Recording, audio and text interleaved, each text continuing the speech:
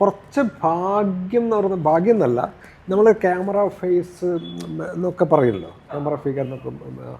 ഇത് പിന്നെ സിനിമയ്ക്ക് ചില ആളുകൾക്ക് ഭാഗ്യം കിട്ടും. അവർ നല്ലൊരു ആക്ടറാവണമെന്ന് യാതൊരു നിർബന്ധമില്ല, ഒരു നിർബന്ധമില്ല.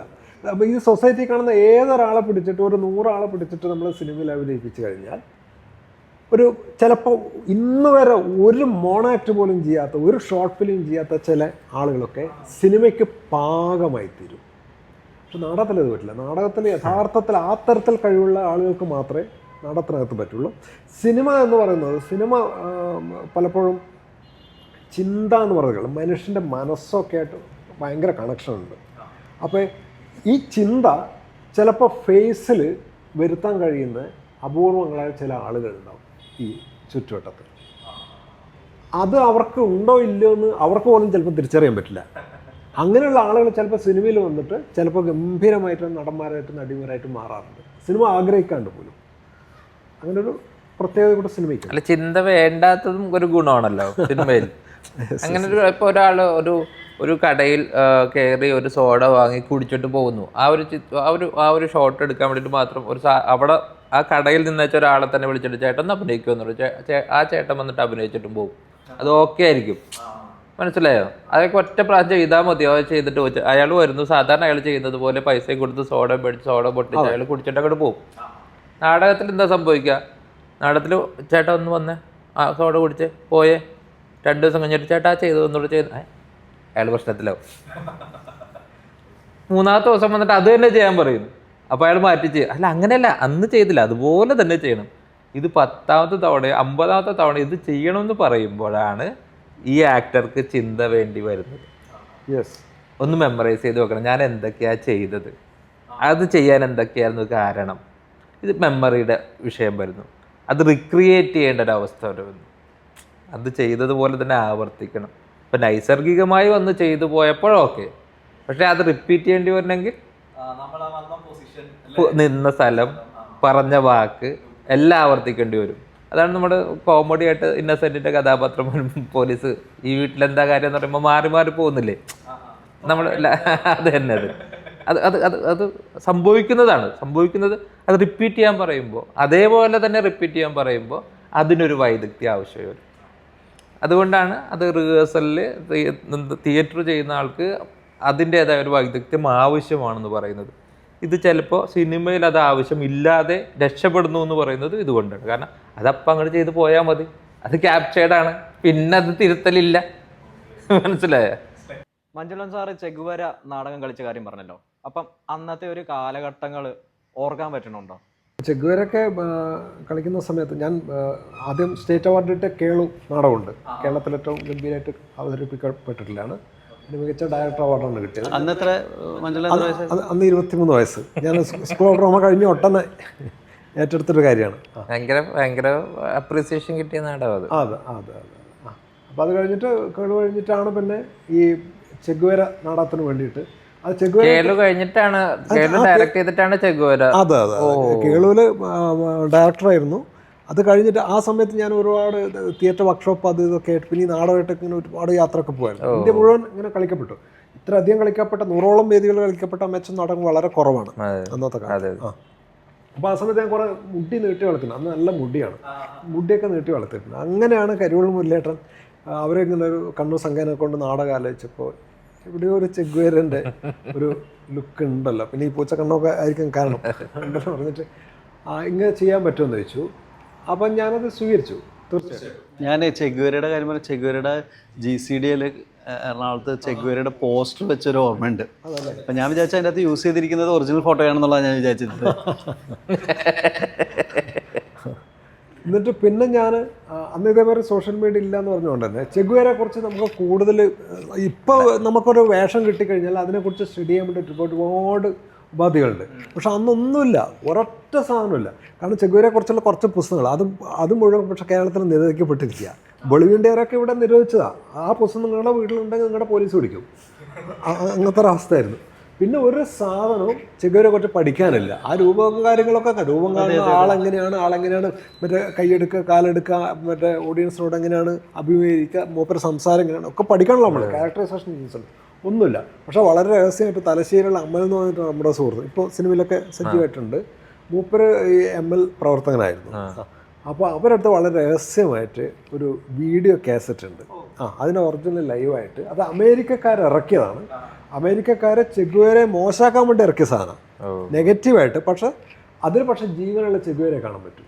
ജീവനുള്ള ചെഗുവേര പ്രസംഗിക്കുന്നത്, കരിമ്പ് വെട്ടുന്നത്, പിന്നെ കാട്ടിലൂടെ പോകുന്നത്, പിന്നെ ചേയെ കൊന്നതിന് ശേഷമുള്ള ആ സ്കൂള്, ആ കൈയില്ലാത്ത ബോഡി, അങ്ങനെ മുഴുവൻ ചേട്ട ബന്ധപ്പെട്ടിട്ടുള്ള എല്ലാ ലൈവ് സാധനങ്ങൾ ആ വീഡിയോയിൽ ഞാൻ കാണുന്നുണ്ട്. അതാണ് എന്നെ ഒരു ക്യാരക്ടർ ആവാൻ വേണ്ടിയിട്ട് ഇൻസ്പയർ ചെയ്ത സാധനം. അത് വെച്ചിട്ടാണ് പിന്നെ കുറച്ച് പുസ്തകങ്ങളൊക്കെ റെഫറൻസ് അവിടുന്ന് ഇവിടുന്നൊക്കെ കിട്ടി. പക്ഷേ ബോളിവുഡുകാരൊക്കെ പിന്നീട് ഞാൻ കണ്ടെടുത്ത് അങ്ങനെയാണ് ചെയ്യുന്നത്. പിന്നെ ഞാൻ ഏകദേശം 2 വർഷക്കാലം ചെഗുവേരായിട്ട് നടന്നു എന്ന് പറഞ്ഞാൽ അതേ വേഷത്തിൽ മുടിയൊക്കെ നീട്ടി വളർത്തി, മീശയൊക്കെ ആ തരത്തിൽ ഇങ്ങനെ ക്രോപ്പ് ചെയ്ത് ഇവിടെയുള്ള ഇതൊക്കെ വെച്ചിട്ട്. അപ്പോൾ ഏത് ബസ് സ്റ്റാൻഡിൽ നിന്ന് റെയിൽവേ സ്റ്റേഷനിൽ കണ്ടു കഴിഞ്ഞാൽ ചെഗുവേരയാണ്. മഞ്ജുളെന്നല്ല ഐഡൻറ്റിറ്റി ഇല്ല, പെട്ടെന്ന് ചെഗുവേരയാണ്. അതുകൊണ്ട് തന്നെ എവിടെ നാടകം കളിക്കാൻ പോയി കഴിഞ്ഞാൽ എനിക്ക് ഭയങ്കര ഫാൻസാണ്, ഭയങ്കര ഫാൻസൊക്കെ. കാരണം ഇതിൽ പാർട്ടിയുടെ ചില ആസ്ഥാനങ്ങൾ കണ്ണൂർ, ആലപ്പുഴ പോലെ സ്ഥലമൊക്കെ നമ്മൾ ഇറങ്ങിക്കഴിയുമ്പോൾ നമ്മളെ പിറകിൽ ആൾ കൂടും. അപ്പം നേരത്തെ പറഞ്ഞ പോലെ സോഷ്യൽ മീഡിയ ഉണ്ടായിരുന്നെങ്കിൽ ഇങ്ങനെ നിറഞ്ഞു നിൽക്കുമായിരുന്നു എല്ലാ സോഷ്യൽ മീഡിയ. അല്ലെ, നമ്മൾക്ക് ഇപ്പം ഞാൻ എൻ്റെ അനുഭവം പറയുകയാണെങ്കിൽ നമുക്ക് ചെഗുവേര എന്നാണ് പേരെന്നാണ് ഞാനൊക്കെ കരുതിയിരുന്നത്. Ernesto Che Guevara. Actually Ernesto Guevara എന്നാണ് പേര്. ചെ എന്നുള്ള സ്നേഹത്തോടെ വിളിക്കുന്നതാ. ഏണസ്റ്റോ ചെ ഗുവേര എന്നാണ് പിന്നീട് ആവുന്നത്, ചെഗുവേര അല്ല. അർജന്റീനയിൽ അങ്ങനെ ഒരു പ്രയോഗം സ്നേഹത്തോടെ വിളിക്കുന്നത്. അതുപോലും ഈ നാടകം കാണുമ്പോഴാണ് അറിഞ്ഞിട്ടുള്ളത്. ചെ എന്ന് പറയുന്നത് ലോകത്തെ ഏറ്റവും വലിയൊരു വിപ്ലവകാരിയും ഒരു അസാമാന്യമായിട്ടുള്ള ഒരു ധൈര്യവും ചിന്തയും സാഹസികതയൊക്കെയുള്ള ഒരു മനുഷ്യനാണ്. സത്യം പറഞ്ഞാൽ നേരെ ഓപ്പോസിറ്റാണ് ഞാൻ. അത്ര വലിയ ധൈര്യമൊന്നുമില്ല, അത്ര വലിയ സാഹസികതയില്ല. ഇപ്പോൾ തെങ്ങിൻ്റെ മേലെ കാണുന്ന പറഞ്ഞാൽ നടക്കില്ല. പക്ഷെ ചേന്ന് പറഞ്ഞു കഴിഞ്ഞാൽ അപ്പുറം 100 കണക്കിന് പട്ടാളക്കാർ നിന്നിട്ട് യുദ്ധം ചെയ്യുന്നുണ്ടെങ്കിൽ ഇദ്ദേഹം ഒറ്റയ്ക്ക് നിരായുധനായി പോയി ആ പട്ടാള ക്യാമ്പ്, ഓപ്പോസിറ്റ് പട്ടാള ക്യാമ്പ് ചെന്നിട്ട് അവിടുന്ന് ആയുധം എടുത്ത് തിരിച്ചു വന്നിട്ട് അവരെ തിരിച്ച് വെടിവെച്ചുള്ളൂ. അത്രയും ധൈര്യമുള്ളൊരു ഒരു മനുഷ്യനാണ്. പിന്നെ അവിടെ പിന്നെ ലാറ്റിൻ അമേരിക്കയിലെ ജീവിത സ്റ്റൈലും നമ്മുടെ മലയാളത്തിലെ കേരളത്തിലെ ഇന്ത്യൻ ജീവിതശൈലിയും തമ്മിൽ ഭയങ്കര വ്യത്യാസമുണ്ട്.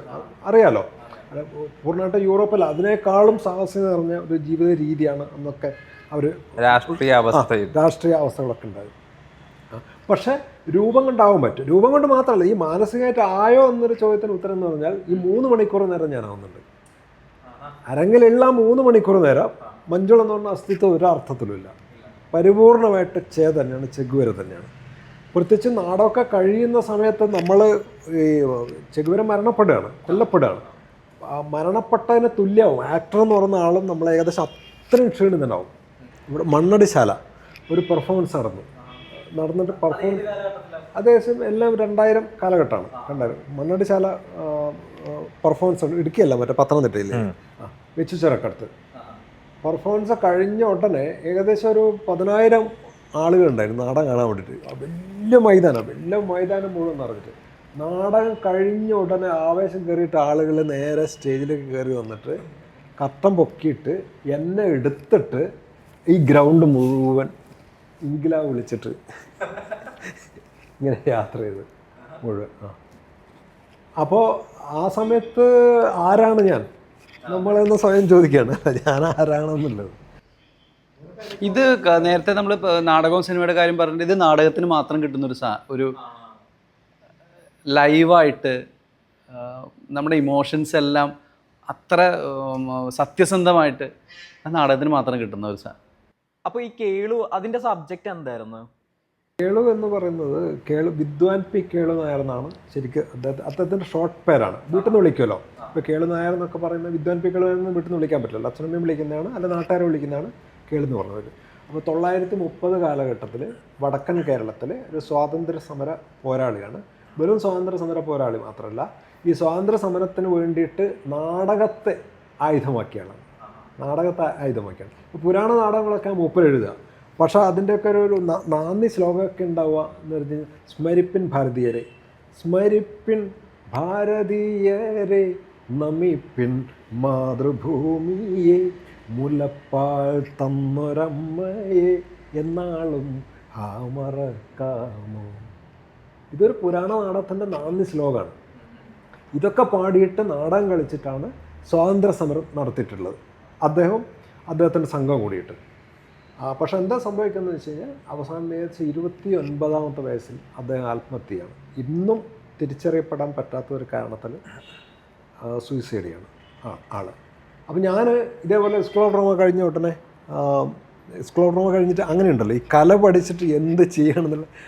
അച്ഛൻ എന്നെ മിലിറ്ററിക്കാരനാക്കാൻ ആഗ്രഹം. അച്ഛൻ മിലിറ്ററിക്കാരനാണ്. അപ്പോൾ സ്വാഭാവികമായിട്ടും അല്ലേ, അച്ഛനേക്കാളും മൂത്തൊരു മിലിറ്ററിക്കാരൻ മോനാക്കണം എന്നുള്ള ആഗ്രഹത്തോടെ നിൽക്കുമ്പോഴാണ് ഞാൻ പോയിട്ട് അച്ഛനോട് പറയാതെ തന്നെ സ്കൂൾ ഓഫ് ഡ്രാമയിൽ പോയി ചേരുന്നത്. കോഴ്സ് ഫസ്റ്റ് റാങ്ക് കിട്ടിയിട്ടും നാടകം കൊണ്ട് ജീവിക്കാൻ പറ്റിയൊരു അന്തരീക്ഷം കേരളത്തിലില്ല. അന്നുമില്ല ഇന്നുമില്ല പരിപൂർണമായിട്ട്.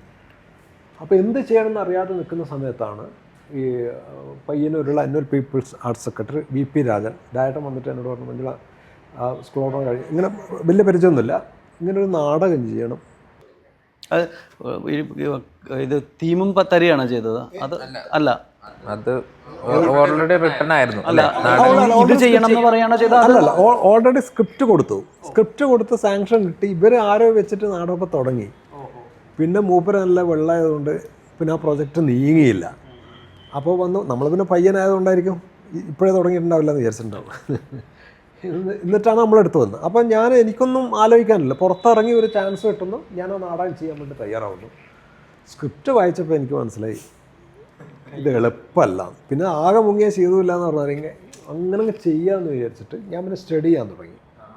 സ്ക്രിപ്റ്റ് എഴുത്തിലെ EP രാജഗോപാലനും N ശശിധരനായിട്ട് ഞാൻ ഇരുന്ന് കുറേ ഡീറ്റെയിൽ കളക്ട് ചെയ്ത്. ഞാനാണ് സ്കൂൾ ഓഫ് ഡ്രാമയിൽ 4 കൊല്ലം പഠിച്ചിട്ട് കേൾക്കാത്തൊരു പേരാണ് വിദ്വാൻ P. കേളുനായർ. അതായത് വടക്കൻ കേരളത്തിലെ സ്വാതന്ത്ര്യ സമരത്തിന് വേണ്ടി ജീവിച്ച് മരിച്ച ഒരാളെ കുറിച്ചിട്ട് നാടകം പഠിച്ച ഞാൻ കേട്ടിട്ടേ ഇല്ല, പഠിച്ചിട്ടുമില്ല. എന്നിട്ട് വീണ്ടും ഞാൻ സ്റ്റഡി ചെയ്യാൻ തുടങ്ങി. അദ്ദേഹം പിന്നെ കാഞ്ഞങ്ങാട് ഒരു വിദ്യാലയം സ്ഥാപിച്ചിട്ടുണ്ട് ഈ സ്വാതന്ത്ര്യ സമരം നടക്കുന്ന സമയത്ത്. അദ്ദേഹത്തിൻ്റെ മെയിൻ ആളാണ്.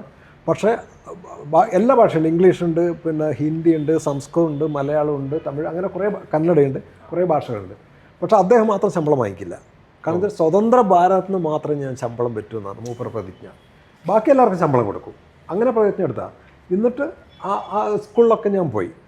ആ സ്കൂളിൻ്റെ ഒരു റൂമിൽ വെച്ചിട്ടാണ് ഒരു ബെഞ്ച് ഇങ്ങനെ കിടത്തി വെച്ച് തലേന്നുള്ള പരീക്ഷാ പേപ്പർ, കുട്ടികൾക്കുള്ള പരീക്ഷാ പേപ്പറൊക്കെ കൃത്യമായി നോക്കി വെച്ച് ബെഞ്ചിങ്ങനെ വെച്ച് ബെഞ്ചിൻ്റെ മേലെ ഒരു ഖദറിൻ്റെ മുണ്ട് ഇങ്ങനെ നിരത്തി വെച്ച് നമ്മളെ ദേശീയ പതാക, അന്നത്തെ സ്വാതന്ത്ര്യത്തിന് മുമ്പുള്ള ദേശീയ പതാക എടുത്ത് തലവണയാക്കി വെച്ചിട്ട് എന്നിട്ടാണ് കറുപ്പ് കഴിച്ചിട്ട് ആൾ മരിക്കുന്നത്. ഭയങ്കര പ്ലാൻഡാണ്. കൃത്യമായൊരു ലക്ഷ്യം, എന്തോ സംഭവമുണ്ട്. അല്ലെങ്കിൽ ഇത്രയും കാര്യങ്ങൾ ചെയ്യാൻ പറ്റില്ലല്ലോ. ആത്മഹത്യ തീരുമാനിക്കുന്ന പെട്ടെന്ന് ട്രെയിനിന് വീഴുക, പെട്ടെന്ന് തൂങ്ങിച്ചാവുക, അങ്ങനെയല്ലേ ഇത്. പക്ഷേ ഇത്രയും കാര്യങ്ങളൊക്കെ ഒരു നാടകം പോലെ, പിന്നെ നദി ഒഴുകുന്ന കർട്ടൻ ഒക്കെ ഉണ്ട്, അതൊക്കെ ഇതൊക്കെ സെറ്റൊക്കെ ചെയ്ത രീതിയിൽ വെച്ചിട്ടാണ് അദ്ദേഹം ആത്മഹത്യ ചെയ്യുന്നത്. അപ്പം ഞാൻ ഇതുമായിട്ട് നന്നായിട്ട് ഇങ്ങനെ പഠിച്ചുകൊണ്ടിരിക്കും. എത്ര പഠിച്ചിട്ടും ഞാൻ ഇതിൻ്റെ അകത്തേക്ക് വരുന്നില്ല. അവസാനമാണ് ഞാൻ സ്കൂളിൽ പോയി കണ്ട് അദ്ദേഹം ആത്മഹത്യ ചെയ്ത ആ റൂം കണ്ട് അവിടെ എത്തിയപ്പോഴാണ് എനിക്കെന്തോ ഒരു ബാധ കൂടിയ മാതിരിയായിരുന്നു. പിന്നെ ഇത് ഉള്ളിലേക്ക് അങ്ങ് കയറി ഈ സാധനം. അതിൽ കേളുനായർ അലർച്ച എന്നൊരു സാധനമൊക്കെ ഉണ്ട്. അത് പിന്നീട് ഞാൻ സ്ക്രിപ്റ്റ് എടുത്ത് പഠിച്ച് ഞാൻ വീട്ടിൻ്റെ ഉള്ളിൽ കയറി എൻ്റെ റൂമിൽ വെച്ചിട്ട് ഞാൻ അലറുന്നേ ഉള്ളൂ. പക്ഷെ എങ്ങനെ അലറണം എന്നുള്ളത് ഞാൻ തന്നെ സ്വയം കണ്ടെത്തുക. അത് പിന്നെ ഞാൻ ബാബുവണ്ണൂരിനോട് പറഞ്ഞപ്പോൾ ഞാൻ എൻ്റെ അലർച്ചക്കാളും മനോഹരമായിട്ട് ബാബുവണ്ണൂർ ചെയ്തു. ബാബുവണ്ണൂർ അസാധ്യമായിട്ട് പെർഫോമൻസ് ചെയ്തു. എനിക്ക് തോന്നുന്നു ബാബു ചേട്ടൻ ഈ കേളുവിന് ശേഷമാണ് കേരളത്തിൽ അറിയപ്പെടുന്നത്. അതെ, ആദ്യമായിട്ട് സ്റ്റേറ്റ് അവാർഡും കിട്ടിയത് ബാബുവണ്ണൂർ ആ നാടകത്തിലൂടെ. സാർ, ഇപ്പോൾ ജീവൻ എന്ന കഥാപാത്രത്തിന്റെ പോർട്രേറ്റ് അത് ഒരു മരണത്തിലൂടെ കടന്നു പോവുകയാണല്ലോ. അപ്പോൾ ജീവൻ അയാൾ മരിക്കുക അല്ലെങ്കിൽ അയാളുടെ മരണം, ആ മരണത്തിൽ അയാൾ ഓർക്കുകയോ അല്ലെങ്കിൽ അയാൾ ഒരു യാത്ര പോകുന്നുണ്ട്, ആ ഒരു യാഥാർത്ഥ്യത്തിലേക്ക് എത്തുന്നതും ഇല്ല, എന്നാൽ അത് വിട്ടു പോകാനും പാടില്ല. അതിൻ്റെ ഇടയിൽ നിൽക്കുന്ന ഒരു ഇമോഷൻ, അതെങ്ങനെ പിടിക്കാൻ സാധിച്ചു? ഏകദേശം നമ്മളിതിപ്പോൾ കമ്മിറ്റ് ഇപ്പോൾ അനീഷായിട്ട് ജോൺസണായിട്ട് കമ്മിറ്റ് ചെയ്തതിന് ശേഷം ഏകദേശം നമുക്ക് 2-3 മാസം ഉണ്ടായിരുന്നു അല്ലേ? ഷൂട്ട് തുടങ്ങുന്നതിന് ഏകദേശം 2-3 മാസം ഉണ്ടായിരുന്നു.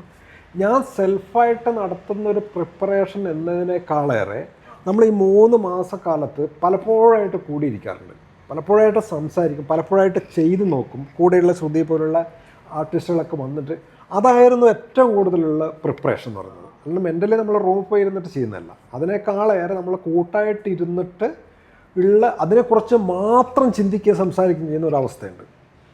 അതാണ് അതിലേക്ക് എത്തിയത്.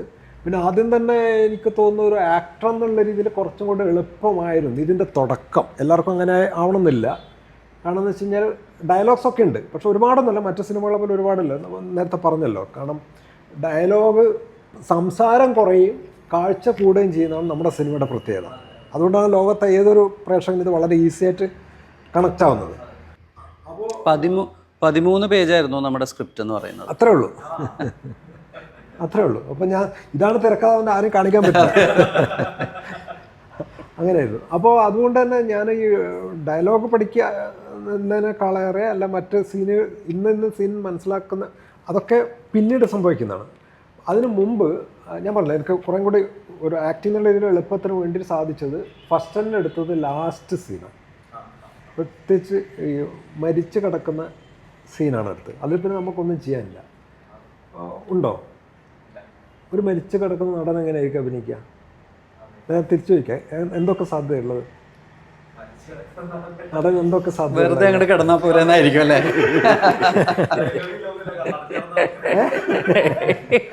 അല്ലേ? ഞാനും അങ്ങനെ വിചാരിച്ചത്.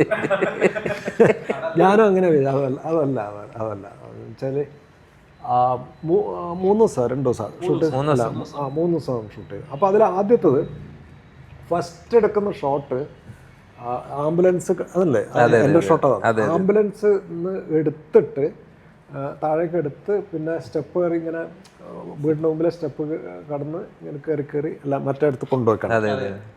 അതാണ് സംഭവം. അപ്പോൾ പിന്നെ ഞാൻ ഇന്നൊരു ആംബുലൻസ് കിടന്നിട്ടില്ല. ആ മറ്റേ സ്ട്രക്ചറിലും കിടന്നിട്ടില്ല ഒരു ദിവസമായിട്ട് ബന്ധപ്പെട്ടു. അപ്പോൾ നമ്മൾ കട്ടിലൊക്കെ കിടക്കുന്നത് നമ്മൾ പോയി കിടന്ന് നമ്മൾ തന്നെ എണീക്കുന്നതാണ്, നമ്മളാരും കിടത്തുന്നില്ലല്ലോ. അപ്പോൾ ഇതിൽ ആംബുലൻസ് കയറി കിടന്നിട്ട് പിന്നെ നമ്മൾ കണ്ണടച്ച് പിന്നെ വെള്ളത്തുണി ഇങ്ങനെ മൂടുകയാണ്. പിന്നെ നമ്മൾ മരിച്ചിട്ടില്ലല്ലോ, ആക്ടർ മരിച്ചിട്ടില്ല. ഇല്ല പുറമേ നിന്ന് കാണുന്ന ക്യാമറ കാണുന്ന ആ ക്യാരക്ടർ മാത്രമേ മരിച്ചിട്ടുള്ളൂ. അപ്പോൾ കണ്ണടച്ച് ഇരിക്കുന്ന സമയത്ത് ഈ ഞാൻ പറഞ്ഞ സ്ക്രിപ്റ്റ് മൊത്തമുള്ള വിങ്ങൽ എന്ന് പറയുന്ന ഇവിടെ ഇങ്ങനെ പൊട്ടിത്തെറിക്കാൻ നിൽക്കുന്ന എന്തോ ഒരു സംഭവം ഇങ്ങനെ ഭയങ്കരമായിട്ട് ഇപ്പം മഴ പെയ്യുന്നൊന്ന് ഒരു വല്ലാത്തൊരു മൂഡ് ഉള്ളിൻ്റെ ഉള്ളിലുണ്ട്. ഞാൻ പിന്നെ ബാക്കിയുള്ള ക്രൂ ഒന്നായിട്ട് അധികം കമ്പനിയല്ല, നമ്മൾ കുറച്ച് പേരായിട്ട് പരിചയമുള്ളൂ, വലിയ പരിചയമൊന്നുമില്ല. ഒരാൾ അഭിനയിക്കാൻ വന്നോ ഞാൻ കൂടെ നിൽക്കുന്ന എല്ലാവരും പരിചയപ്പെടുന്നു. പിന്നെ ക്രൗഡുണ്ട്, കുറച്ച് ക്രൗഡൊന്നായിട്ട് വലിയ ബന്ധമൊന്നുമില്ല. നമ്മൾ പിന്നെ ആ സമയത്ത് അത്ര പോപ്പുലർ ആക്ടർ അല്ലാത്തതുകൊണ്ടും അങ്ങനെ വലിയ വേറെ ആരാധക ശല്യമൊന്നുമില്ല, കാര്യമായിട്ട് പ്രശ്നമൊന്നുമില്ല. അപ്പോൾ കണ്ണടച്ച് ഇരുന്ന് പിന്നെ എടുക്കുമല്ലോ. നിങ്ങൾക്ക് എങ്ങനെ ഫീൽ ചെയ്യാമെന്ന് എനിക്കറിയില്ല. എനിക്ക് വേണം കണ്ണടക്കാതിരിക്കാം. പുതപ്പം മൂടിയിട്ടുണ്ടല്ലോ, ഓൾറെഡി പുതപ്പം മൂടിയിട്ടുണ്ട്. അപ്പോൾ നമുക്ക് കണ്ണടക്കാതിരിക്കാം. കണ്ണടക്കാതിരുന്ന എല്ലാ കാഴ്ചകളൊക്കെ കാണും, ഭയങ്കര രസമായിട്ടിരിക്കാം. പക്ഷെ ഞാൻ പരിപൂർണ്ണമായിട്ട് കണ്ണടച്ചു കഴിഞ്ഞാൽ സംഭവിക്കുന്നത് നമ്മളിങ്ങനെ ഈ ശൂന്യതയിൽ നിൽക്കുന്നൊരു അവസ്ഥ, പരിപൂർണ്ണമായിട്ട് ശൂന്യത പറഞ്ഞാൽ നമ്മളൊരു കട്ടിലല്ല കിടക്കുന്നത്, സ്ട്രക്ചറിലല്ല, നമ്മൾ വായു ഇങ്ങനെ എയറിൽ പൊങ്ങി വരും. പിന്നെ ഇവരെടുക്കുന്നു, എടുത്തിട്ട് ആ മൂവിങ് നമുക്ക് ഫീൽ ചെയ്യും. ആ ഫീല് എന്ന് പറഞ്ഞാൽ അതൊരു അതിഗംഭീര ഫീലാണത്. ഇതിലാ കൊണ്ടുപോയി അവിടെ എടുത്തത്. അപ്പോൾ നമ്മൾ വേറെ ക്യാരക്ടർ ആവേണ്ട കാര്യമില്ല, ഒരു പ്രിപ്പറേഷനും വേണ്ട. ആ ഒരൊറ്റ മൊമെൻറ്റ് അടുത്ത കൊണ്ടുവന്ന്, അതായത് പിന്നെ ആംബുലൻസ് ഇത്ര ഉയരത്തിലാണ് ചെരിയുമ്പോൾ നമ്മൾ സ്വന്തമായിട്ട് വീണുപോകും. പക്ഷേ വീണാലും വീണോട്ടെ എന്നുള്ള തരത്തിലാണ് നമ്മളെ മൈൻഡ്. കാരണം നമ്മളെ ബോഡിയാണ് പരിപൂർണ്ണമായിട്ട് നമ്മളെ ബോഡി ആയി കഴിഞ്ഞാൽ വീണാലും അങ്ങനെ വീണു പോവാണ്. ഇങ്ങനെ എടുത്ത് കൊണ്ടുവരുന്ന ആ മൊമെൻറ്റിലാണ് അതിൻ്റെ ഒരു താളമുണ്ട്, റിതം. അത് സിനിമേൻ്റെ അവസാനം വരെ കിട്ടിയിട്ടുണ്ട്. നമ്മുടെ ഇപ്പം ഓരോ യാത്ര ചെയ്യുന്ന സമയത്തും പിന്നെ നമ്മളെ ജീപ്പിൽ ക്വാളിസിൽ യാത്ര ചെയ്യുന്ന സമയത്തും ഓരോ ഡയലോഗ് പറയുന്ന സമയത്തും ഓരോ നോട്ടത്തിലും ഓരോ കൈയെടുപ്പിലും അന്ന് കിട്ടിയ താളം അവസാനം വരെ കീപ്പ് ചെയ്യാൻ പറ്റിയിട്ടുണ്ട്. അത് പിന്നെ അപ്പം ചിലപ്പോൾ നമുക്ക് റിയലൈസ് ചെയ്യാൻ പറ്റിയിട്ടുണ്ടാവില്ല. പിന്നീട് ആലോചിക്കുമ്പോൾ, പിന്നീട് നമ്മൾ സിനിമകൾ കാണുമ്പോൾ, പിന്നീട് അതിൻ്റെ ഓരോ മ്യൂസിക്കും ഫീൽ ചെയ്യുമ്പോൾ, പിന്നെ ഇവരൊരു സംസാരമൊക്കെ ചെയ്യുമ്പോൾ നമുക്ക് അതാണ് ഇങ്ങനെ ആ റിതം ഇങ്ങനെ കയറി വരും. അത് തന്നെയാണ് പിന്നീട് അവസാനം അവിടെ ഒറ്റയ്ക്ക് കുളിപ്പിക്കുന്നുണ്ട്. ലാസ്റ്റ് സീനിൽ ആ വാഴയിലെടുത്തിട്ട് ഓലേൻ്റെ മറവിൽ അത് അന്ന് തന്നെയാണ് ഷൂട്ട്, ആ ദിവസം തന്നെയാണ് ഷൂട്ട് ചെയ്തത്. അതതിൻ്റെ കണ്ടിന്യൂഷനാണ്. അപ്പോഴും ഞാൻ ഭയങ്കര ഏകാന്തത ഉണ്ടായിരുന്നു എനിക്ക് അത് ഷൂട്ട് ചെയ്യുന്ന സമയത്ത്, ഭയങ്കരമായിട്ട് ഏകാന്തത. കാരണം വെച്ചാൽ ഞാൻ ക്യാമറയെ കാണുന്നില്ല. ഇപ്പം അതിന് 1-2 പേര് അല്ല, അധികം ആൾക്കാരുണ്ടായിരുന്നില്ല ഷൂട്ട് ചെയ്യുന്ന സമയത്ത്. വേറെ പബ്ലിക്കൊന്നും അങ്ങനെ വന്നില്ല, കാരണം ഒന്ന് ഉള്ളിലാണ്, പിന്നെ കുറച്ച് നെയ്ക്കടം കൂടിയല്ലേ. അപ്പോഴും ഞാൻ കണ്ണടച്ചിരിക്കുകയാണ്. അനീഷ് സാർ സിനിമാറ്റോഗ്രാഫറായിട്ടായിരുന്നല്ലോ സിനിമയിലേക്കുള്ള വരവ്. അപ്പം ഞാനൊരു ഡയറക്ടർ ആകും എന്ന് തോന്നിയ നിമിഷം ഏതാണ്, അല്ലെങ്കിൽ അതിലേക്ക് എനിക്ക് എത്താൻ പറ്റും എന്ന് തോന്നിയത് എപ്പോഴാണ്? ഞാൻ പറഞ്ഞു, ബേസിക്കലി ഞാൻ സിനിമാറ്റോഗ്രാഫറാണ്. ഡയറക്ഷൻ ഫീൽഡിലേക്ക് വന്നതല്ല. ഇതിൻ്റെ കഥ ഞാനാണ് ജോൺസൻ്റെ അടുത്ത് പറയുന്നത്, ഈ പൂവെന്ന് പറഞ്ഞ അതിൻ്റെ ഒരു കഥ പറയുന്നത്. അപ്പോൾ അത് അത്രത്തോളം ഹൃദയത്തിനോടടുത്തൊരു കഥയായതുകൊണ്ട് തന്നെ അത് ഡയറക്ഷനിൽ ബിനോയുടെ ഒപ്പം ഞാനും കൂടി ഉണ്ടെങ്കിൽ നന്നായിരിക്കുമെന്ന് തോന്നിയാണ് ഇത് തുടങ്ങുന്നത്. അപ്പോൾ ഇതിൻ്റെ അകത്ത് ഓരോ കഥാപാത്രത്തിൻ്റെയും അവർ ജീവിച്ച സാഹചര്യങ്ങൾ, അവർ നേരത്തെ എന്തായിരുന്നു, ഈ 5 ക്യാരക്ടേഴ്സാണ് നമ്മളതിൻ്റെ അകത്ത് മെയിനായിട്ടുള്ളത്. ജീവൻ്റെ ക്യാരക്ടർ, അമ്മ, ശ്യാമള ചേച്ചി അഭിനയിച്ച അമ്മ, ശ്രുതി അഭിനയിച്ച ഭാര്യ, മീനാക്ഷി മകള്, പിന്നെ ശാന്തിറാവു അഭിനയിച്ച കാമുകിയുടെ ക്യാരക്ടർ, ഇങ്ങനെ 5 ക്യാരക്ടേഴ്സുള്ളത്. ഇവരുടെ ഡേറ്റ് ഓഫ് ബർത്ത് മുതൽ ഞങ്ങൾ എഴുതിയുണ്ടാക്കിയിരുന്നു എന്നുള്ളതാണ്. അതായത് ശ്യാമള ചേച്ചി അഭിനയിച്ച അമ്മയുടെ ക്യാരക്ടർ കല്യാണം കഴിച്ചു കൊണ്ടുപോയത് എവിടേക്കാണ്, അതൊന്നും സിനിമയിൽ വരുന്നില്ല. അപ്പോൾ ഇത്രയും ഡീറ്റെയിൽ ആയിട്ട് നമ്മൾ ഈ കഥാപാത്രങ്ങളെല്ലാവരെയും അറിയുന്നത് കൊണ്ടും എനിക്ക് സംവിധാനത്തിൻ്റെ സമയത്ത് കുറച്ചും കൂടി എളുപ്പമായിരുന്നു. പിന്നെ ബിനോയ് ഒരുപാട് സിനിമകളിൽ അസോസിയേറ്റ് ആയിട്ടും സ്വന്തമായി ഒരു സിനിമ ചെയ്തിട്ടുള്ള ഒരാളായതുകൊണ്ട് തന്നെ അതിൻ്റെ ഒരു സപ്പോർട്ട് ബിനോയുടെ ഭാഗത്തുനിന്നും ഉണ്ടായിരുന്നു. അങ്ങനെയാണിത് ചെയ്യാൻ പറ്റിയത്. പിന്നെ ഈ സംവിധായകൻ, ഒരു സിനിമാറ്റോഗ്രാഫർ സംവിധായകനാവുമ്പോൾ ഉള്ള ഒരു വിഷ്വലി കുറച്ച് കൂടുതൽ വിഷ്വലിൽ കൂടി പറയാൻ ശ്രമിക്കുന്നു എന്നുള്ളൊരു കാര്യം ഇതിൻ്റെ അകത്തുണ്ടെന്നാണ് എനിക്ക് തോന്നുന്നത്. അത് ഒരു കഥ പറയുമ്പോൾ ആദ്യം അതിൻ്റെ വിഷ്വലായിട്ടാണ് അത് മനസ്സിൽ വരുന്നത്. ഇപ്പോൾ ജോൺസൺ പറഞ്ഞല്ലോ, ആദ്യം എഴുതിയപ്പോൾ ലാൻഡ് ചെയ്തൊരു തമ്പകത്തിൻ്റെ പൂവ്, 4 ഇതളുകളുള്ള തമ്പകത്തിൻ്റെ പൂവ് കറങ്ങി വീഴുന്നതാണ്. അത് ജോൺസൺ അത് പറയുമ്പോൾ തന്നെ അത് വിഷ്വലി എനിക്ക് കിട്ടിയായിരുന്നു. പിന്നെ ഡയറക്ഷൻ അല്ലെങ്കിൽ ഒരു അതിന് എളുപ്പമായിരുന്നു. ഇതിൽ എനിക്ക് ബുദ്ധിമുട്ട് ഉണ്ടായിരുന്നൊരു സംഗതി എന്ന് പറഞ്ഞിട്ടുണ്ടെങ്കിൽ ഈ ക്യാരക്ടേഴ്സിനെ കൊണ്ട് ഇമോഷൻ ചെയ്യിപ്പിക്കുമ്പോൾ അത് നമ്മളുടെ മനസ്സിലുള്ളത് എങ്ങനെ അവരെ കൊണ്ട് എങ്ങനെ ചെയ്യിപ്പിക്കും എന്നുള്ളതായിരുന്നു. പിന്നെ നമ്മുടെ കൂടെ ഇപ്പോൾ ഇത്രയും എക്സ്പീരിയൻസ് ഉള്ള മഞ്ജുളിനൊക്കെ ഉള്ളപ്പോൾ നമുക്ക് ആ ഒരു പരിസരം പറഞ്ഞു കൊടുത്താൽ തന്നെ അവർക്ക് കിട്ടും എന്നുള്ളത് കൊണ്ട് ആ കാര്യം എളുപ്പമായിട്ടാണ് ഉണ്ടായത്. സാർ, പൂ എന്തായാലും എഴുതിക്കൊണ്ടിരുന്നപ്പോഴേ ഈ ജീവൻ എന്ന് പറഞ്ഞ കഥാപാത്രം മഞ്ജുളൻ സാറ് തന്നെ ചെയ്യണം എന്ന് മനസ്സിൽ കണ്ടിട്ടാണോ എഴുതിയത്, അതോ ജസ്റ്റ് കാണാതാണോ എഴുതിയത്? ഇല്ല, ഞാനന്ന് ഇല്ല. ഞങ്ങൾ ജീവൻ എന്ന് പറഞ്ഞ ക്യാരക്ടറെ കുറിച്ച് പറഞ്ഞത് ഒരു അമ്മ വളർത്തിയ കുട്ടിയാണെന്നുള്ളത് ഫീൽ ചെയ്യണം എന്നുള്ളതായിരുന്നു. അതെങ്ങനെയാണെന്നുള്ളത് അല്ല അത് ഞാനിതുവരെ ചോദിക്കാത്ത എനിക്ക് അറിയാനുള്ളൊരു കൗതുകമുണ്ട്. കാരണം ജോൺസൺ എന്നെ കുറിച്ച് പറയുന്നതിന് മുമ്പ് എങ്ങനെയാണ് ജീവൻ പോയത്? ജീവന്റെ കാസ്റ്റിംഗ് ഏതൊക്കെ തരത്തിലാണ് പോയിട്ടുണ്ടാവുക? അല്ല, കാസ്റ്റിംഗ് ഇതിനു മുൻപ് 2-3 പേരെ നമ്മൾ മനസ്സിൽ കണ്ടിരുന്നു, അതായത് മഞ്ജുളിനെ കാണുന്നതിന് മുൻപ്. പക്ഷേ അവരെ കാണുമ്പോഴും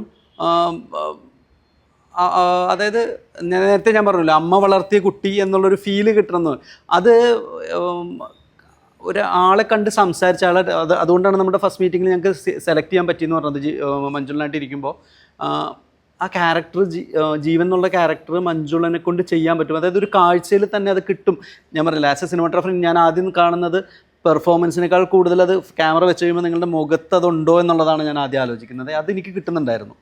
അത് ഇതിൻ്റെ അകത്ത് ഭാര്യയായിട്ട് അഭിനയിച്ച ശ്രുതിയായിട്ട് ഫസ്റ്റ് മീറ്റിങ്ങിന് വന്നപ്പോൾ ശ്രുതി ഒരു ടീഷർട്ടൊക്കെ ഇട്ട് ജീൻസ് ഇട്ട് മുടി ഇത്ര ഉള്ളൊരു ശ്രുതിയാണ് വന്നത്. പക്ഷേ ആ ശ്രുതിയാണ് നമ്മൾ സാരി ഉടുത്ത് ഇത്രയും ആ രീതിയിലാക്കിയെടുത്തത്. അപ്പോൾ പക്ഷേ ശ്രുതി അങ്ങനെ വന്നപ്പോഴും എനിക്ക് സന്ധ്യ എന്ന് പറഞ്ഞ ക്യാരക്ടർ, ഭാര്യയുടെ ക്യാരക്ടറിനെ ശ്രുതിയിൽ കാണാൻ കഴിഞ്ഞു. അല്ലെങ്കിൽ ശ്രുതിക്ക് അത് ചെയ്യാൻ പറ്റും എന്നുള്ളൊരു തോന്നൽ തന്നെ ഉണ്ടായി.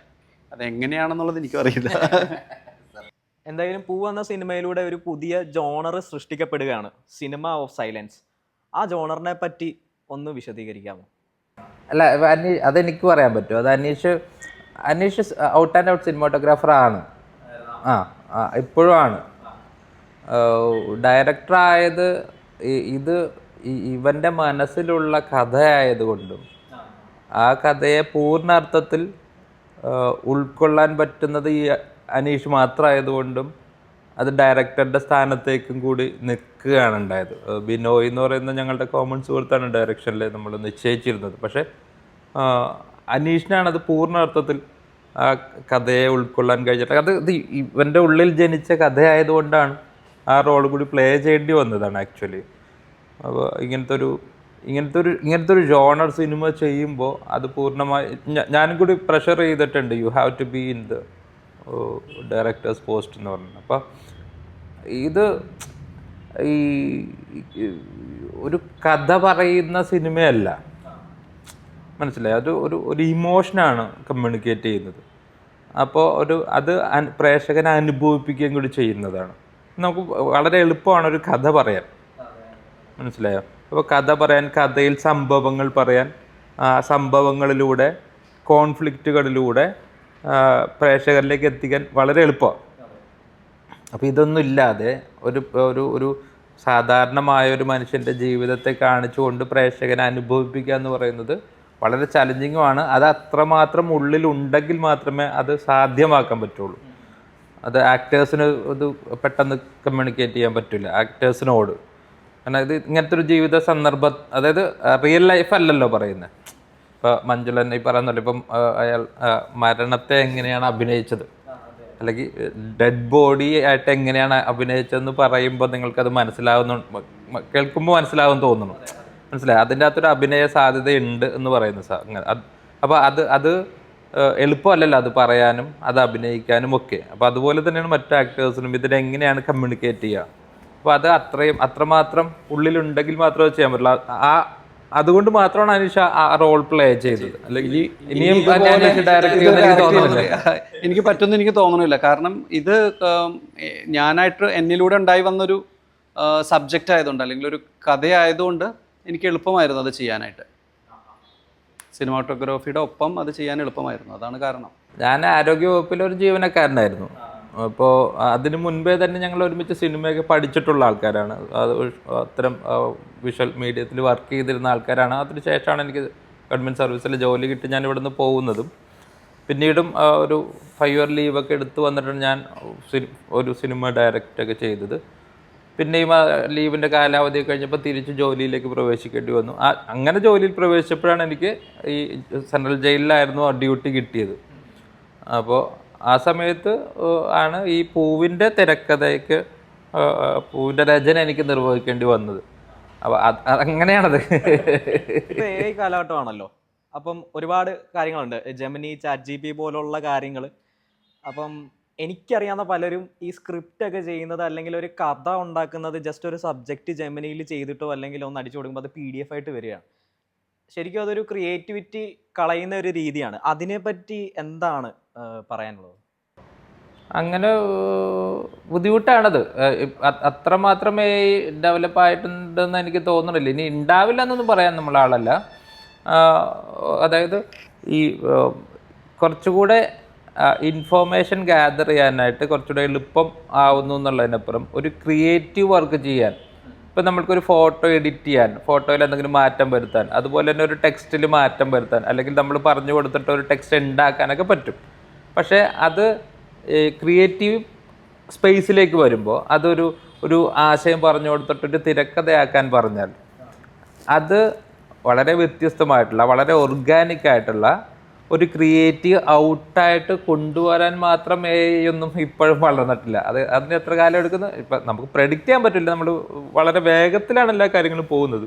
അപ്പം അതുകൊണ്ട് തന്നെ ഒരു യുണീക്ക് കണ്ടന്റ് അല്ല, എപ്പോഴും ഒരു കല മൂല്യവത്താവുന്നത് ഒരു മൗലിക സൃഷ്ടി ഉണ്ടാക്കാൻ പറ്റുമ്പോഴാണ്. മനസ്സിലായോ? അപ്പോൾ ആ മൗലിക സൃഷ്ടി ഉണ്ടാക്കാനായിട്ടുള്ള അതിനൊന്നും വളർന്നിട്ടില്ല. എന്തായാലും പൂ എന്ന സിനിമയിലൂടെ ഒരു പുതിയ ജോണർ സൃഷ്ടിക്കപ്പെടുകയാണ്, സിനിമ ഓഫ് സൈലൻസ്. ആ ജോണറിനെ പറ്റി ഒന്ന് വിശദീകരിക്കാമോ? കഥ പറയാനും കഥ കേൾക്കാനും കഥയുണ്ടാക്കാനും മനുഷ്യകുലം ഉണ്ടായപ്പോൾ മുതൽ ഉണ്ടായി വന്നിട്ടുള്ളൊരു വാസനയാണ്. അത് കേൾക്കാനും ഉണ്ടാക്കാനും അല്ലെങ്കിൽ ആസ്വദിക്കാനും സൃഷ്ടിക്കാനും. അപ്പോൾ ഈ സിനിമ എന്ന് പറയുന്നൊരു പുതിയ മാധ്യമം വന്നപ്പോൾ ഈ കഥ പറയാനുള്ള മനുഷ്യവാഞ്ചന ഇവിടെയും പ്ലേസ് ചെയ്യപ്പെട്ടു. ആക്ച്വലി സിനിമ ഒരു ബേസിക് ഒരു സിനിമയുടെ തിയറി ദൃശ്യങ്ങളിലൂടെ സംവദിക്കുക എന്നുള്ളതാണ്. പക്ഷെ ദൃശ്യങ്ങളിലൂടെ സംവദിക്കുന്നതിന് പകരം കഥ പറയുന്ന ഒരു മീഡിയമായി അതിനെ കൂടുതൽ പേരിലേക്ക് പെട്ടെന്ന് എത്തിക്കാൻ വേണ്ടിയിട്ട് അങ്ങനെ ഒരു സംഭവിച്ചു പോയതും കൂടിയാണ്. അപ്പോൾ actually cinema is not meant for story telling. Okay, പക്ഷേ അങ്ങനെ ഇരിക്കെ തന്നെ ഇത് ചെയ്യലാണ് മനുഷ്യന് ഏറ്റവും കൂടുതൽ ഇഷ്ടമുള്ളതെന്നുള്ളതുകൊണ്ട് കഥ പറയുക എന്നുള്ളത് ഫിലിം എന്ന മീഡിയത്തിലേക്കും ചേർക്കപ്പെടുകയാണ് ഉണ്ടായത്.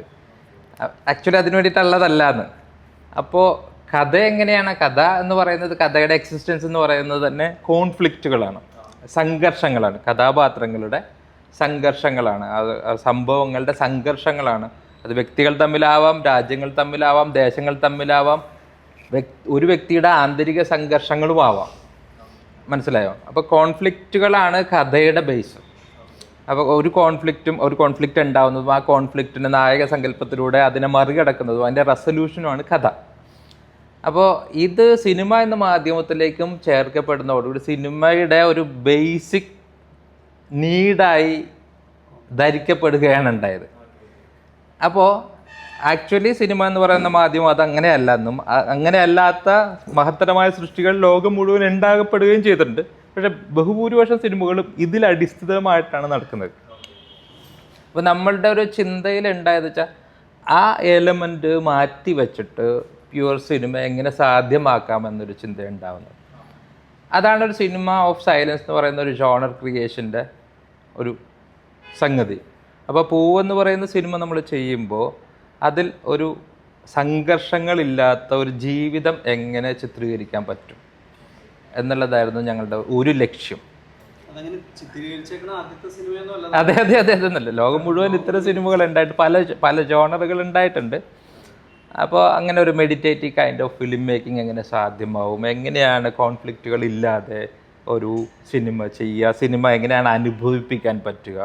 അപ്പോൾ സിനിമ പല തരത്തിലുണ്ടല്ലോ. നമ്മൾ ഒരു സിനിമ കാണുമ്പോൾ നമ്മൾ എഡ്ജ് ഓഫ് ദി സീറ്റിലിരുന്ന് കാണും, അങ്ങനെ കാണാൻ പ്രേരിപ്പിക്കുന്നതുണ്ട്. അങ്ങനെ പലതരത്തിൽ പല മോഡിലുള്ള സിനിമകളുണ്ട്. അപ്പോൾ അതല്ലാതെ പ്രേക്ഷകൻ സിനിമ കാണുമ്പോൾ തന്നെ അയാളുടെ മറ്റതെന്ന് പറഞ്ഞാൽ മറ്റൊരു ചിന്തയ്ക്കും വിട്ടുകൊടുക്കാതെ പ്രേക്ഷകനെ സിനിമയിലേക്ക് പൂർണ്ണമായും എത്തിക്കുന്ന തരം സിനിമകളുണ്ട്. അതല്ലാതെ പ്രേക്ഷകനെ അവൻ്റെ ചിന്തകളിലൂടെയും കൂടി കടന്നു പോകാൻ, സിനിമ കാണുന്നതോടൊപ്പം അവൻ്റെ ചിന്തകൾ, മറ്റു പല ചിന്തകളിൽ അയാളിൽ ഉണ്ടാക്കുവാനും പല അനുഭൂതികളിലൂടെ കടത്തിക്കൊണ്ടു പോകാനും പറ്റുന്ന തരം സിനിമകൾ എന്ന അർത്ഥത്തിലാണ് നമ്മൾ സിനിമ ഓഫ് സൈലൻസ് എന്ന് പറയുന്ന ഒരു ജോണർ ക്രിയേഷൻ നടക്കുന്നത്. അപ്പോൾ അതിൻ്റെ ഒരു സിനിമ കൊണ്ടല്ല, അത് ഇങ്ങനെ അതിൻ്റെ തുടർച്ചകളും ഉണ്ടാവണം. അപ്പോൾ ഞങ്ങളിപ്പോൾ പുതുതായി ചെയ്യുന്ന സിനിമ പോലും പൂവിന് ശേഷം ആ ജോണറിൽ തന്നെ ചെയ്യുന്ന സിനിമയാണ് തൂവൽ എന്ന് പറയുന്ന സിനിമ.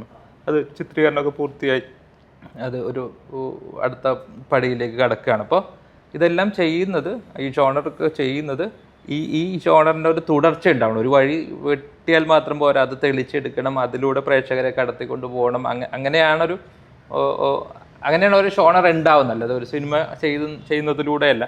അപ്പോൾ അതിൻ്റെ തുടർച്ചകളും കൂടി സംഭവിപ്പിക്കണം എന്നുള്ള ആഗ്രഹത്തിലാണ് ഞങ്ങൾ അത്തരം ഒരു സിനിമയിലേക്കും കൂടി കടന്നിരിക്കുന്നത്. അത് വരികയാണ്, പുറത്തേക്ക് വരികയാണ്.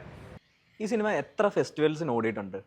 പൂവ് ഏകദേശം 25ഓളം ഇൻ്റർനാഷണൽ, ഇന്ത്യക്കകത്തും പുറത്തുമായിട്ട് 25ഓളം ഫെസ്റ്റിവൽസ് അറ്റൻഡ് ചെയ്തിട്ടുണ്ട്. അതിൽ സ്റ്റാർട്ട് ചെയ്തത് ധാക്ക ഇൻ്റർനാഷണൽ, ബംഗ്ലാദേശിൽ ധാക്ക ഇൻ്റർനാഷണൽ ഫിലിം ഫെസ്റ്റിവലായിരുന്നു പ്രീമിയർ. അതിനുശേഷം മാൻഹെയിം ജർമ്മനിയിൽ, ഹുർഗാദ ഈജിപ്റ്റ്, ഇറ്റലിയിൽ, Ponza international festival, Sydney international film festival. അതിൽ നമുക്ക് ഹുർഗാദയിലാണ് ബെസ്റ്റ് ട്രാവൽ ഫീച്ചറിനുള്ള അവാർഡ് കിട്ടി. നേപ്പാളിൽ ബെസ്റ്റ് ഫീച്ചർ ഫിലിം എന്നുള്ള അവാർഡ് കിട്ടിയായിരുന്നു. പിന്നെ ബെസ്റ്റ് ആക്ടർ. പിന്നെ ജെ സി ഡാനിയൽ ഫൗണ്ടേഷൻ അവാർഡിൽ സെക്കൻഡ് ബെസ്റ്റ് ഫിലിം ആയിരുന്നു ഒരു വർഷം. ശ്രീലങ്കയിൽ ജാഫ്ന ഇൻ്റർനാഷണൽ ഫിലിം ഫെസ്റ്റിവൽ. അങ്ങനെ ഒരുപാട് ഫെസ്റ്റിവലുകൾ, 12 ഫെസ്റ്റിവലുകളിൽ അവാർഡ് ചെയ്യപ്പെട്ടായിരുന്നു. 25ഓളം ഫെസ്റ്റിവലുകളിൽ പങ്കെടുക്കുകയും ചെയ്തായിരുന്നു. ഇപ്പോൾ പിന്നെ അതുകൂടാതെ പൂവ് ഇപ്പോൾ മനോരമ മാക്സ് OTTയിൽ പ്ലേ ചെയ്യുന്നുണ്ട്. നല്ല അഭിപ്രായങ്ങൾ, ഒരുപാട് പേര് കണ്ട് നല്ല അഭിപ്രായങ്ങൾ പറയുന്നുണ്ട്. നമുക്ക് നമ്മുടെ പ്രേക്ഷകർക്ക് വേണ്ടി ഇനിയും അപ്കമിങ് പ്രോജക്ട്സ് എന്തൊക്കെയാണ് വരുന്നത്? ഇതോടൊപ്പം നടക്കുന്നത് തൂവലാണ്, പോസ്റ്റ് പ്രൊഡക്ഷൻ സ്റ്റേജിലാണ്. അപ്പോൾ നമ്മുടെ ഇൻ്റർവ്യൂ ഇവിടെ കൺക്ലൂഡ് ചെയ്യുകയാണ്. എനിക്ക് പറയാനുള്ളത് നിങ്ങളുടെ വിലപ്പെട്ട സമയം ഞങ്ങൾക്ക് വേണ്ടി ഷെയർ ചെയ്തതിന് നന്ദി താങ്ക് യു രേഖപ്പെടുത്തുന്നു. Thank you thank you thank you thank you. ഇന്ത്യക്ക് അകത്തും പുറത്തുമായി ഫെസ്റ്റിവലിൽ ഓടിയ ഒരു സിനിമയാണ് പൂ. അത് ഇനിയും കാണാത്ത പ്രേക്ഷകരുണ്ടെങ്കിൽ മനോരമ മാക്സിലുണ്ട്. അപ്പോൾ അവിടെ പോയി ഈ സിനിമ വാച്ച് ചെയ്യുക, നിങ്ങളുടെ അഭിപ്രായങ്ങൾ രേഖപ്പെടുത്തുക. തുടർന്നും ഇതുപോലുള്ള പുതിയ ജോണറുകൾ ഉണ്ടാവട്ടെ എന്ന് ആശംസിച്ചു കൊള്ളുന്നു. ഇതുപോലത്തെ പുതിയ പുതിയ സിനിമകൾ ഇനി നിങ്ങളിൽ നിന്നും ഉണ്ടാവട്ടെ എന്ന് ഞങ്ങൾ ആശംസിച്ചു കൊള്ളുന്നു. ഞങ്ങളുടെ വീഡിയോസൊക്കെ നിങ്ങൾക്ക് ലഭിക്കുവാനായി നമ്മുടെ യൂട്യൂബ് ചാനൽ ഒന്ന് സബ്സ്ക്രൈബ് ചെയ്യുക. തുടർന്ന് നമ്മുടെ വീഡിയോസ് നമ്മുടെ ചാനലിൽ അപ്ലോഡ് ആവുന്നതാണ്. So I'm Kevin Shelley signing out from Copper Coin. Thank you.